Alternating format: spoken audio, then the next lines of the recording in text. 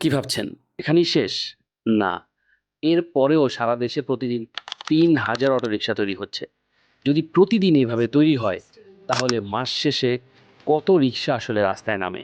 হিসাবটা দয়া করে আপনারা একটু করেন। পঙ্গু হাসপাতালের রিপোর্ট অনুযায়ী ২০২৬ সালের প্রথম ৪ মাসে আহত হয়েছেন ১,১১৪ জন এবং রোড সেফটি ফাউন্ডেশনের তথ্য অনুযায়ী ২০২৫ সালে অটোরিকশা দুর্ঘটনায় ১,৮৬৫ জন নিহত হয়েছেন। আর ২০২৪ সালের হিসাবে অটোরিকশা দুর্ঘটনার পর চিকিৎসা নিতে হয়েছে গড়ে প্রতিদিন ১১ জনকে।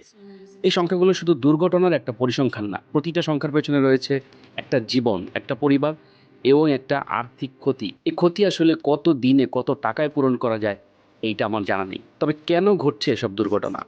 অল্প পুঁজি দিয়ে দ্রুত বেশি আয়ের আশায় গত ২ বছরে এই পেশায় নেমেছে কয়েক হাজার মানুষ, যাদের মধ্যে বেশিরভাগই আগে ভিন্ন ভিন্ন নানান পেশায় ছিলেন। এদের মধ্যে বেশিরভাগেরই কিন্তু ওই রকম ড্রাইভিং লাইসেন্সও নেই, রাস্তা ট্রাফিক সম্পর্কে কোনো পর্যাপ্ত জ্ঞান নেই, যার ফলে প্রতিনিয়ত রাস্তায় দুর্ঘটনা বাড়ছে এবং আমরাও মেনে নিচ্ছি সেই চিরাচরিত নিয়ম থেকে যে থাক গরিব মানুষ।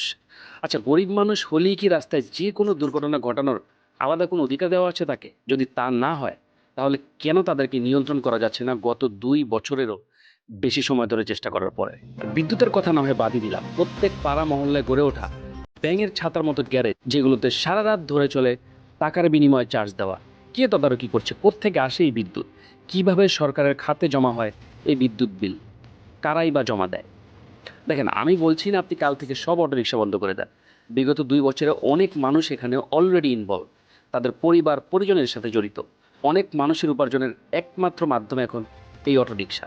তবে আমি বলছি এর নিয়ন্ত্রিত চলাচলের কথা। নির্দিষ্ট রুট, নির্দিষ্ট ডকুমেন্টেশন এবং নির্দিষ্ট প্রশিক্ষণের মাধ্যমে পুরো ব্যাপারটাকে একটা সিস্টেমের মধ্যে নিয়ে আসা হোক। যেন চাইলেই যেই কেউ কালকে একটা রিক্সা নিয়ে রাস্তায় না নামতে পারে, তাকে যেন একটা প্রসেসের মধ্যে দিয়ে যেতে হয়। সাধারণ মানুষের অটোরিকশার প্রয়োজন আছে, এটা অস্বীকার করার কোনো উপায় নেই। তবে প্রয়োজনীয় কোনো যানবাহনের চলাচল মানুষের জীবনের চেয়ে কখনো বেশি গুরুত্বপূর্ণ হতে পারে না বলে আমি মনে করি।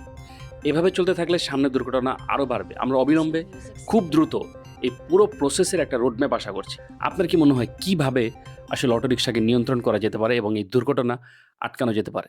কমেন্টে আপনার মতামত জানাবেন।